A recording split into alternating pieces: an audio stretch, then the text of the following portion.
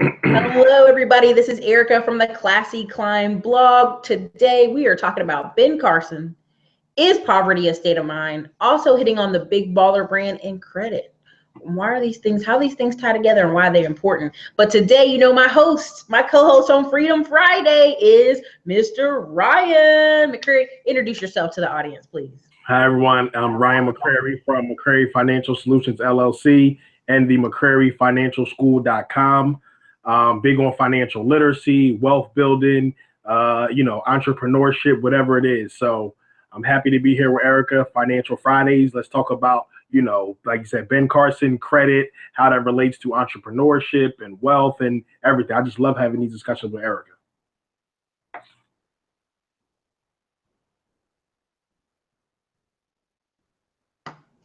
All right. So yeah, I mean, the biggest thing is Ben Carson. He's the HUD secretary. He was a brain. Is a brain surgeon. One of the most renowned brain surgeons of our time. Happens to be Black. Happens to have a single parent mom who couldn't read. But the grace of her story is she worked in a home where a guy had a giant library. He was a doctor, and she tricked her boys by saying, every week you got to give me a report. Read these books and give me a report. Now, most people go, well, how does she know? How does she know they read them? I mean, I'm pretty sure mom had her ways, but that just shows you the power of honoring and respecting your parent, that these kids did this without even figuring out our mom can't even read that well. Absolutely. Absolutely. Education is everything. Education will separate, you from actually talking about your goals and actually achieving your goals. So, especially back then, I mean, nowadays you can read just on an iPad or a smartphone. So it's, very, very low cost. Back then you had to actually go to the library, get those big encyclopedias out back then. So, tremendous courage to his mother and, Ben Carson, besides politically, just everything he's accomplished in his life, just as a person, you have to tip your head off to that. Oh, for sure. And when people act like, oh, he's an idiot. Brain surgeon, you guys. Exactly. A brain surgeon. Medical doctor. Now listen, not every medical doctor, not everybody has like super social skills, super everything. Some people are just geniuses in that one niche. Even Albert Einstein couldn't find his way home. They had to paint his door red and it was kind of funny.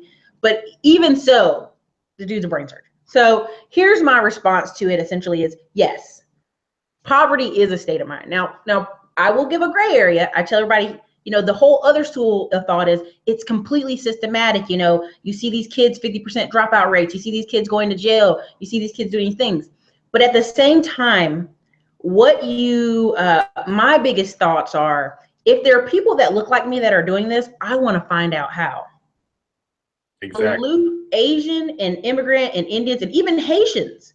Now, I always tell you guys about IRS statistic. Haitians and Koreans come to America penniless, and within 5 years, I think it's like 95% of them on their taxes within 5 years have $1 million in assets or are declared millionaire. And this is the IRS. They don't play. They keep the stats. Okay, like you're gonna give them your money. So if people who can come here on one spectrum look like us, on another spectrum Asians, and they're willing to go, I want to find out why and how. How is it that Americans that live here every day aren't? It is partly a mindset issue. I call it tribalism, and it has nothing to do with race. If you're in a family full of firefighters, well, then you want to be something else. They're like, man, come on, be a firefighter. If you're in a family of cops, I'm from a family of cops and military people. To this day, everybody's like, I really wish you'd have went in the military. Just did your 4 years, like your cousins. And I mean, it's a serious mind state. Absolutely. It is to this day, I'm like going to my 30s and my family's like, you can still make the cutoff. You can be National Guard. And you're like, for what? For the photo on the wall? Come on now, no, that's great. But absolutely. I mean, it's definitely a mindset. That's definitely a big part of it. Like even with my, I have a financial literacy course now that I'm offering to people. And the first thing I say in the course is, if you want to be financially literate, it starts with your mind. Everything starts with your mind. Choices on what you make with your money, even relationships, all that has to do with, your state of mind. And that also has to do with your outcome, especially financially. Like you said with Dr. Ben Carson, and, other ethnic groups like, Asians and Haitians, even Africans. I even see it with the Mexicans. They understand, number one is they understand business. So you have to understand business. So, Black people, African Americans, we need to understand business more, just like the Asians do. The Asians know business. They target certain neighborhoods, and they practice group economics. Arabs, they practice group economics. Haitians, like I said, Africans, they practice group economics. So that is a big reason on why they are able to get into that $1 million tax bracket, because they come here and they stick together. They stick together. So yeah, poverty is a big part of your mindset. Now, I would say on the flip side, there are systematic issues on why a lot of the neighborhoods in the inner cities look the way they do. Of course, back when they first started the projects and the redlining, certain, Black people weren't allowed to buy houses in other parts of the neighborhood. They weren't allowed to get loans. The GI Bill was not for everybody. The war on drugs did target certain neighborhoods. But at the same time, you still have your mind. And nowadays you have the internet. So with the internet, it's really, really no excuse not to be able to do something. Oh yeah, I hit that on that point all the time. I go, in the 80s, many farmers, like there was a ton of millions of Black farmers. And when 1980s, they refused to give $5,000, $10,000 loans, people lost their land. My family lost our land. We lost a lot of stuff in the 80s because of that. But here's the kicker. My uncles were able to get all that back and more. Does that make sense? Because it's a mindset. It is a mindset, and credit plays a part. And so what I've told people is, they're knocking Ben Carson, but they're really missing the point. We've all seen people who go to work, reasonable income, but every couple of years they get a new car and they go, girl, I'm stressing about these bills. Exactly. What was wrong with the last car? Exactly. And I'm being really honest. I mean, like, I have a cousin who, he's so upside down, it cracks me up. Like, he flips cars and I like cars. And he'll literally look at your face like, I know it's stupid, but I like cars. So, okay, you've made your choice. Okay, but then my thing is, don't complain. Don't complain about, like you say, you don't complain about your bills. Don't complain about what state you're in. Don't complain that you can't afford to buy a house. When you rent for 10, 20, 25 years, you done bought your landlord 2 houses. So it's all about your mindset. When you work that job, that 9 to 5, and then, you drive an hour to work, hour from work, and you slave 10, 12 hours, you really built that corporation when you could maybe be making less money and just build something on your own.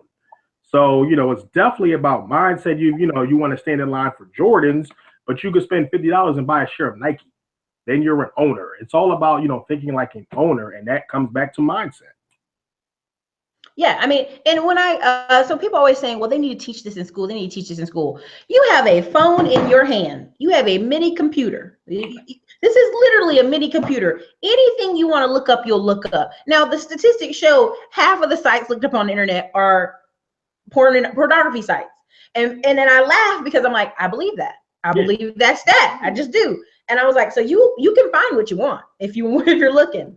Now on the systematic side of what you're saying, that is 100% truth. Now, here's where systematic, because I come from a family of cops.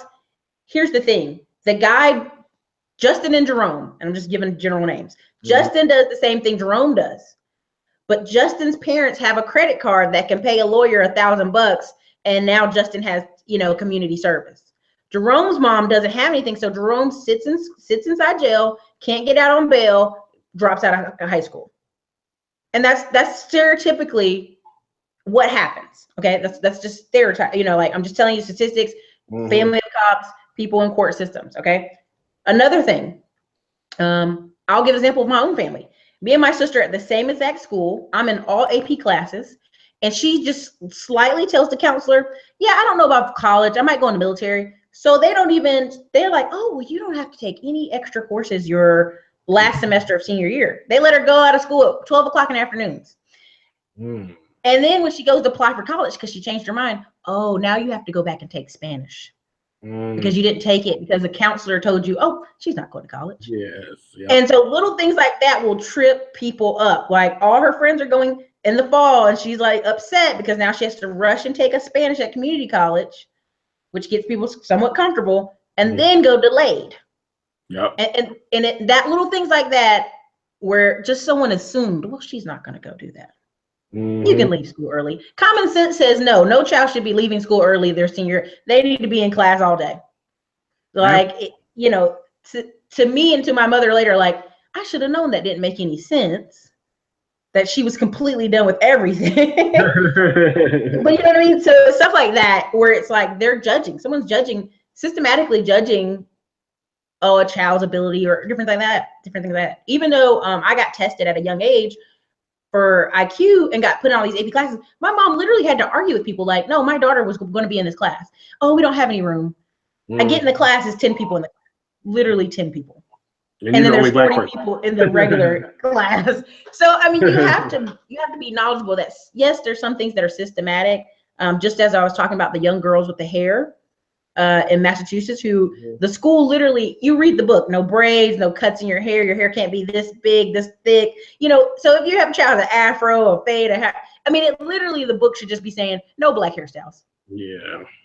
You know what I mean? And so I'm not blind when adults say, Erica, there are things happening to me, happening to my friends, happening to family that is systematic. Even studies show if you put a Jerome and a Jonathan on a load applications for jobs, the Jerome gets 50% less callbacks, even though they put the exact same thing on the applications, which is in their credentials, everything was the exact same. Their resume was to the point, exact same. Their address was like two streets across from each other. Like everything was the same. And so I believe that. Absolutely. But go ahead. I'm sorry. No, I was just going to say, and that of course happens in everything, employment, criminal justice system, like you said, college, trying to get a loan, everything, it does happen. Maybe Ben Carson wasn't the best person to speak on the issue. But at the end of the day, if you really want something in life, like you have to go out and get it. You have to change your mindset. Like I'm big on, changing your mindset. Like people, even if you're not a millionaire yet, even if you don't have abundance of wealth yet, you need to start thinking like a boss and like a millionaire, like you have wealth right now. Because wealth in general is not just about money. It's not just about money. You can have a lot of wealth and not have much cash. So, I do think it is a mindset, but of course, that can be a deep issue on, structural issues. And, I've looked at statistics too. I've studied sociology. I know all about statistics. People say somebody did like the Bianca White experiment where, black person, she wasn't getting any job callback. She changed like her LinkedIn profile to a white woman. And then she was, her phone was blown off the hook. So, that does happen, of course. But at the end of the day, if you want something, you got to go and get it. If you want to get out of poverty, even if you say, me personally, I might not ever get out of poverty, but I know for sure my children will not be in poverty. I'm going to plant seeds right now for the next 20, 30, 40 years, and I'm going to take $5 a week or $5 a day, put it into the stock market, put it into different investments, property, whatever it is.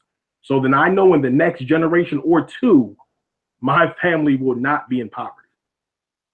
For sure. And I think it's a time and credit thing. And I've talked about this a lot on this channel, but prime example, had a woman, single parent mom of 3, came into H&R Block 3 years in a row. First year, she got about $8,000 back, went and put it on a little $37,000 house in Foxfire. If anybody's from Fayetteville, Fort Bragg, you know the areas I'm talking about. Foxfire neighborhood, not the greatest, school's not the greatest, fixed on it, works on it.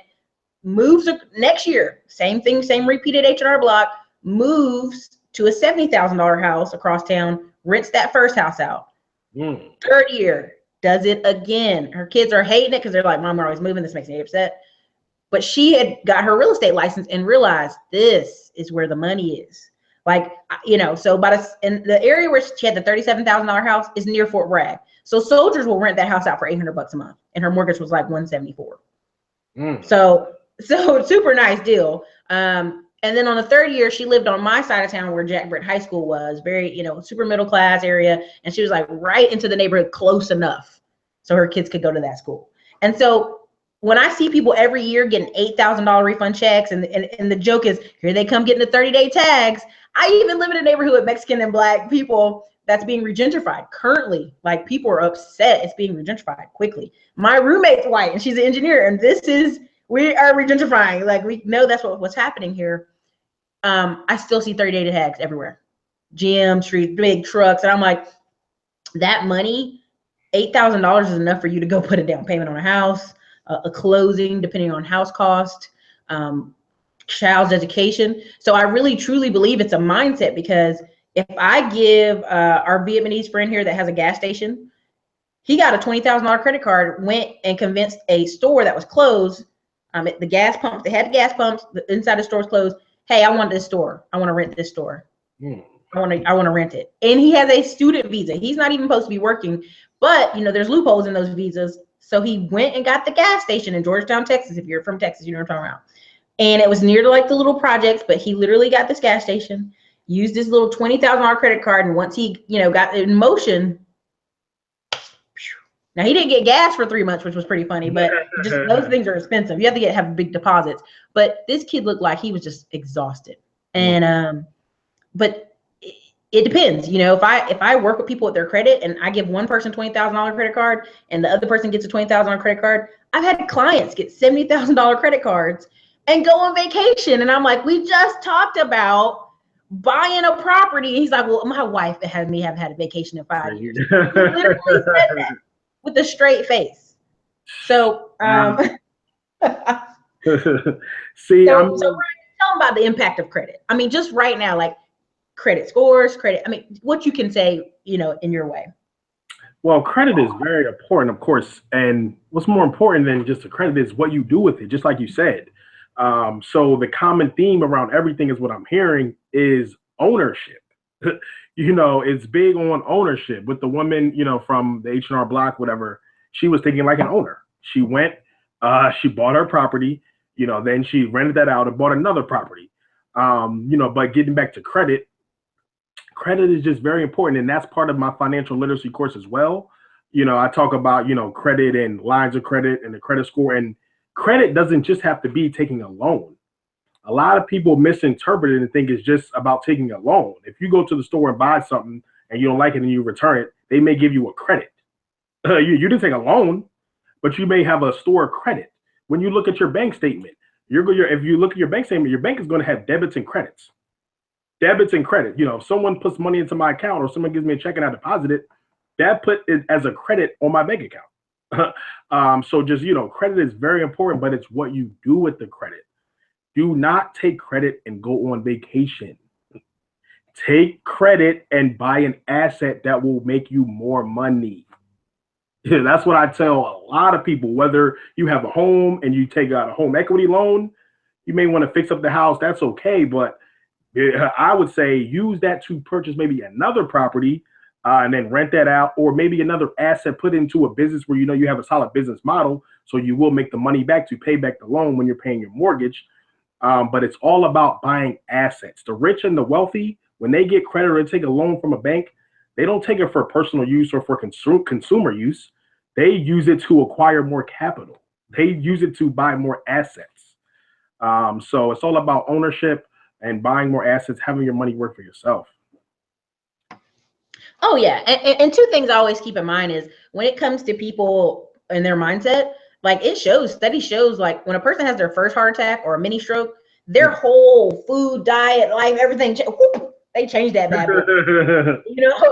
Young ladies, if they get overweight, all of a sudden they get on that fitness kick, switched all the way over. Same thing goes with finances. When people, a lot of people, when they did a review of like, okay, y'all went in foreclosure, what was going on with your budget? And the average person was just short $500 a month in their budget. And that's why Dave Ramsey's like, sell the freaking cars, because the average person's paying between insurance and the car payment about $500 to $700. Definitely. Average American. Cut the cable off. I know your cable is probably $100-200. Everything. I'm like, cut everything. But so that's part of it. We got a lot of comments, so I'm gonna hit them up, and then we're gonna talk about Big Baller Brand and how I feel. That's a big part of like mindset and credit right there. Absolutely. All right. Alvin says, happy Friday. Can't talk enough about credit. Alvin, listen, we got to reach them. I mean, I'm telling you, every day I'll have people go, yeah, I got $100,000 American Express. What should I do next? Stop. Let's get you some books. Let's set you up some talks for 3 weeks. Then let's decide what you're going to do. Okay. Okay. Jay Newman, love the content y'all putting out. Thank you, Jay. Alvin, people have to find that spark or desire to have foresight to pursue higher level of life wisdom about credit and money, talking about 10, maybe 20% naturally inclined, the rest have to be inspired. That's true. I mean, that's true. The mind is your motherboard. It creates what's created, if that makes sense. Yes, Jay Newman, I get what you're saying. The key is, it's up here, the power of your unsubconscious mind. And I'll meet young Black males who call, they do a consult call, and I'll be like, dude, the world is yours, man. Like you're 20, you could go get a trade, you could go drive a truck for a year, take that 80 grand and do whatever. I mean, it's all about up here. Exactly. But if you think all there is like partying on the weekends and just kind of lounging, you'll look up in 5 years and you'll be doing the same thing. I know many of people who, I mean, their book called Compound Effect is real. It's real. It's literally like, you guys really have to work on it. So, also Jim Rome used to say, if you're in America and you're doing bad, oh, you're doing bad. He's like, this is America. People have been fighting 50 years to get here. What are you doing? Listen, that's why, I mean, when I talk to people, like I speak to the people that actually do want to make a change. It's not about where you're at, it's where you're going, where you want to be. So if you're one of those people that always wants to complain, doesn't want to grow, doesn't want to learn, you always want to find a problem to every solution, I can't help you. I really, I want to speak to the people that really do want to change their situation and actually want to be financially literate or whatever it may be. Do something. As long as you're down to do stuff. You come to me and say, I don't know anything about finance, credit, wealth, anything, but I'm willing to learn. I'm really willing to put the time in. I'm willing to sacrifice some years to plant seeds for the future. Yes, we can talk. Absolutely. But if you always want to have a complaint or an excuse, I don't know what to tell you. Like, honestly, I don't want to tell you that. That's the mindset. It's the help me because you should help me for free. There's nothing in America for free. There's nothing of quality of value for free. Now, people, I was always telling people, I'm in this group that has almost 200,000 people, and it's a credit repair group, and they give the information free every day, like clockwork. 20 to 50 people come and say, somebody show me how to do this. Somebody do this for me. Somebody just do it for me. Hey, won't you pay for the services? Ooh, $300. Well, you don't want it that bad, baby. You don't want it that bad, right? Or here's another one. Here's another kick. Like, I get emails all the time. Will this work for me? Will this work for me? Sometimes I can't even answer them because I have so many. And I go, when they're ready, they'll pay, and then we'll get rolling. Because if I can't convince you of, are you ready to change? The average credit repair for most people, the average is 3 months, and the worst case is 6 months. Because here's the funny thing. When people have bankruptcies, they'll be surprised how they're getting credit cards and all this stuff like less than a year later. Because the credit card agencies know you have a bad track record. So use this opportunity of a fresh start to do the wise thing. Do the wise thing.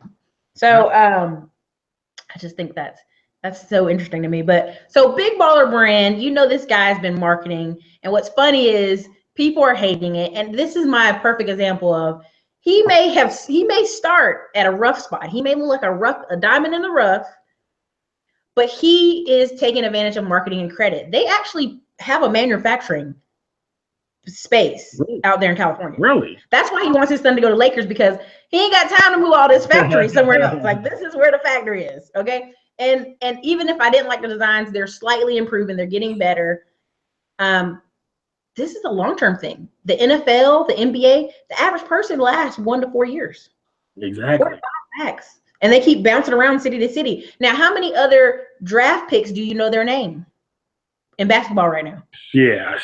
And I'll be following it, but I can't name them. I've only seen one other dude they talk about other than him that they're like, he should be the number one. Yeah. All 200 other kids that's been playing all around the United States, nobody knows you.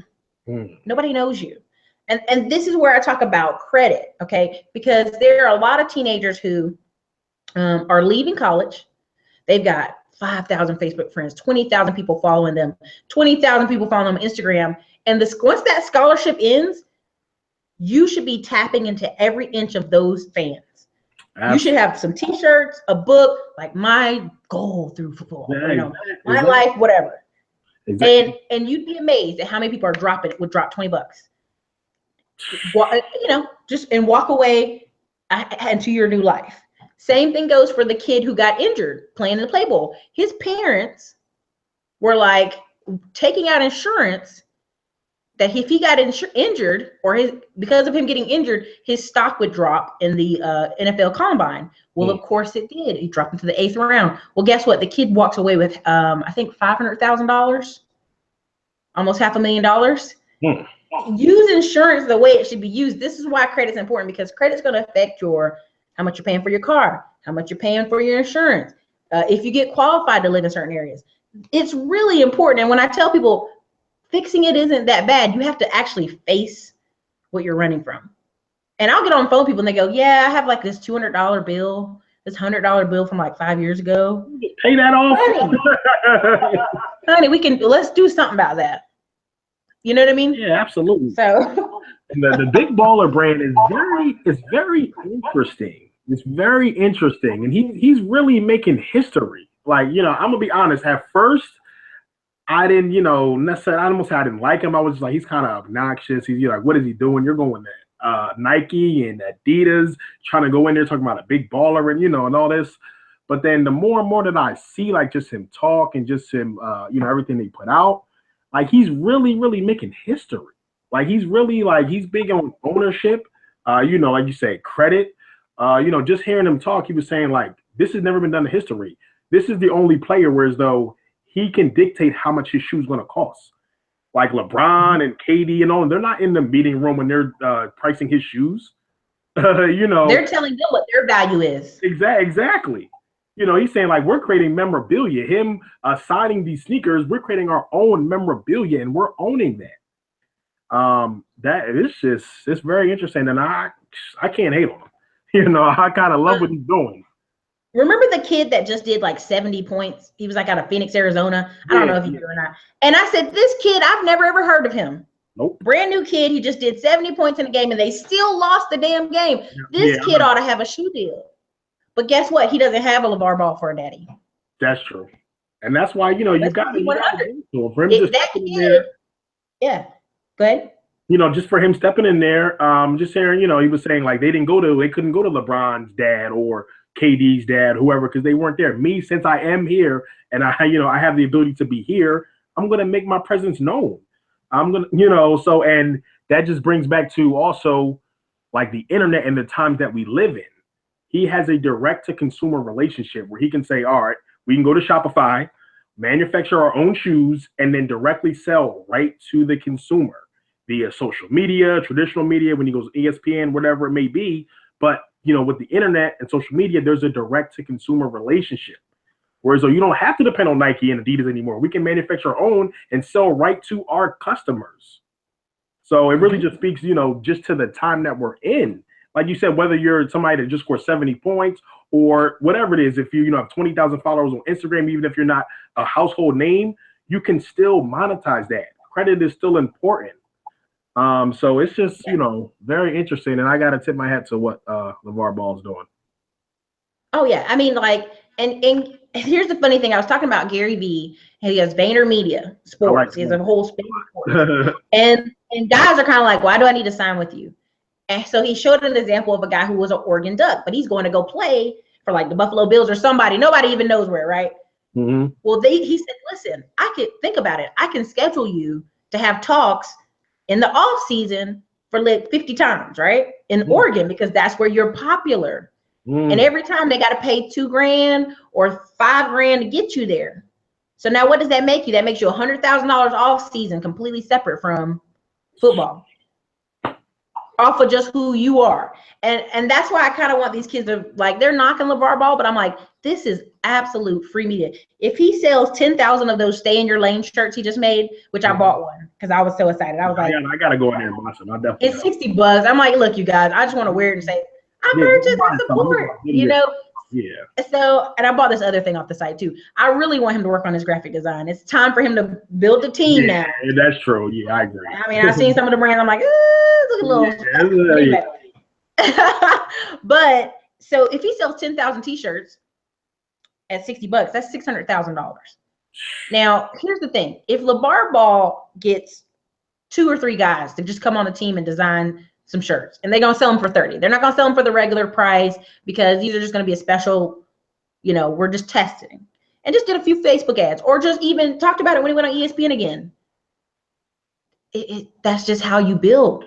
I mean, there are people who have $100,000 t-shirt companies that are selling off Teespring.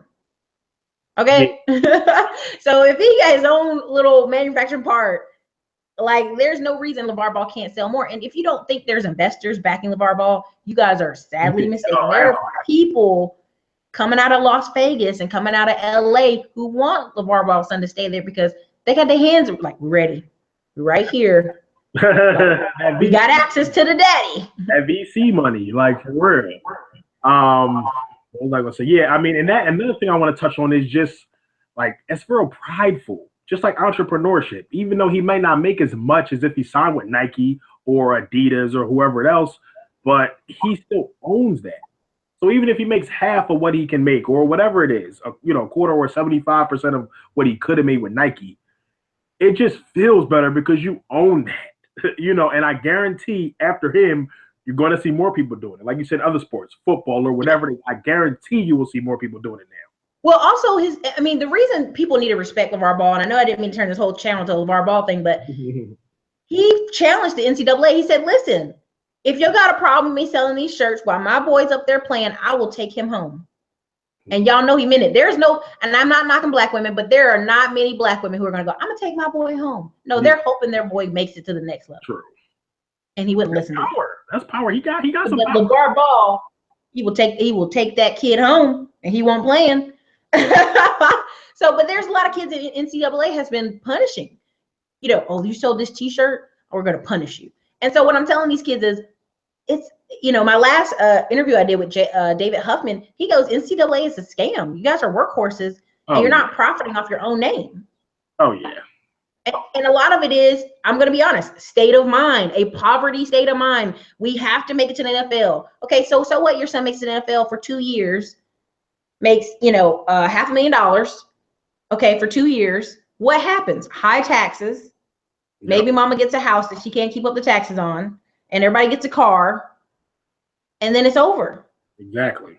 That's not thinking. That's not long-term, baby. That's not a strategy. That doesn't work. And so when I see all these people just pouring their whole life into it, hey, I want your kid to live his dream, but I want him to be business savvy enough to know exactly how to make it. It goes wrong. You gotta have the mindset, and that, no matter how much you make, if you make $10 million a year, if you don't got the right mindset, it doesn't matter. You're gonna buy a whole bunch of houses and cars and dumb stuff that you don't need. You can make $100,000 a year and know how to flip that into 200 and that into 500 and then $1 million. So it's not necessarily how much you make, it's your mindset and what you do with it. Oh yeah, or I have people who say, Erica, I'm never going to pay off these student loans. I'm going to die with these student loans. I'm like, girl, don't speak that on yourself. Are you crazy? I mean, I'm going to have a lady on the show probably later today or next week. She paid off $220,000 in student loans in 3 years. It's all about up here. I mean, there's several people with those similar stories. Like this guy paid off $21,000 in less than 2 years staying at his parents' house. He worked his entry-level job that only paid $35,000 a year, and he delivered pizzas. And you know what he did? Every check, every dime from pizza delivery went to the student loan debt. Just chopping it down, and it was done in 18 months. But people got to think like that. I have friends who've lived with their parents for 10 years, still didn't pay their 20 grand off. Now I said you couldn't squeeze $2 grand a year for the past 10 years you've been at your mom's house. You didn't want to. That's the state of mind. That's what that is. So again, I was gonna make this one shorter today, but the truth is, Ryan, right now I'm at my house, I'm relaxing, I'm gonna go hang out for the weekend, and I make a joke about how to print money. Have a skill and use that skill to your best of your ability. And a lot of people with a poverty mindset have just decided it's not gonna work. I'm never gonna be there, I'm never gonna be over here. And I know people who right now, this guy in our hometown, people have offered him like, hey dude, you can come work over here, or you can come, be a truck driver and make 50 to 60 this year and maybe 70, 80 next year. And the thing he told him is like, no, I don't want to leave my kids. Dude, you've been getting evicted every year for the past 4 years because you work as a chef at Chili's. And if your girlfriend breaks up with you, then you're evicted because you can't afford rent. The choices are here in America. And I'm not trying to knock people who are struggling. Struggle is for real. But this is knowledge is power. And you have to have the mindset to go, I'm struggling. What can I do to get out of this struggle? Exactly. Exactly. You got to have the mindset. You got to want to educate yourself. You got to want to learn. You got to want to, network and talk to people and try to learn from people that are doing what you want to do. So definitely comes down to your mindset. This is America. We live in the 21st century where technology is just so easy to adapt to and use and low cost. So, if you really, really want to get something out of your life, you have the opportunity. The opportunity could be right in front of your face. But, if your mind is all messed up and you're worrying about, watching that reality show instead of putting more work into your business, then, the chips are going to fall how they fall. Exactly. Everybody listen, my boy right here, Ryan, he has a financial literacy class coming up. Show him your shirt. Show him your shirt a little bit. Financially literate. Listen, this is literate. So anybody, you can go to makingfinancialliteracycool.com. Again, that's makingfinancialliteracycool.com. We're going to always have him in the comments. As you see, his website's behind his head. If you guys check that out. Also, his name's in his, you can see right there in his lower third. Again, check Ryan out. Listen, you're going to have more conversations with Ryan talking about things to improve this summer. Because this summer, when I buy this duplex, I'm just going to walk y'all through it. I'm going to show you this stuff and walk you through it, because I think showing people so they don't have an excuse. Well, no one showed me. No one showed me. Technology, okay, I can go Facebook Live right now and I can show you step by step what I'm going to do and how I'm trying to do it. No excuse. There you go. No excuse. I showed you. You've been showed. If you want to find it, it's out here. No excuses. So I see everybody has a lot of comments. I'm gonna hit them up real quick and then close out. Lewis Gordon, hey, how you doing? Hello. If in America you have opportunity to get a property. D Bloke, hey D Bloke. He admires his spirit and refusal to submit to the norms. Go to Barball. JB Back said, peace everybody. Alvin Halger said, struggling makes some, breaks others. Truth. D Blow, knowledge is power. If you convert to action, okay. And JB Back said, I'm thinking of buying duplex. It's just like, listen, the most popular is 2 to 4 units. Everybody loves those. 5 to 20 units is where I'm trying to go next. I'm in an actual apartment investing group, and I'll try to figure out how to do a video with them without breaking the rules. So it's like, I'm gonna be in the back, because a lot of these people are everyday working people and they've just thought about it. They go, well, you know what, we've been making good money. We done paid off we done Dave Ramsey all our stuff, paid it off. What we gonna do next? All about your mind. Bigger thinkers. So we'll have the links below. We'll have Ryan's class in the links below. As soon as he gets them to me, I'll put them in the comments. And everybody, this is Erica, Classy Climb Blog. Ryan, tell them goodbye for me. All right, so everybody have a great Memorial Day weekend. And if you want to do something, start now. Instead of going to the cookout, cookout is cool. But if you've been to cookout for the last 10, 15 years, start your business right now. Start your business right now. Go on YouTube, start your channel right now. Get your voice out there, whatever you want to do. But everybody have a safe and blessed weekend. Erica, you have a great weekend. It's always great coming on your platform. Thank you for giving your platform, me able to share my thoughts and information in my websites and everything on your platform. So thank you to you. Just everybody, have a great weekend, and whatever you want to do, just do it. Don't talk about it, just do it. Boom. All right. We'll have this in the blog article on Classy Climb, ClassySCL.com. You guys have a great day.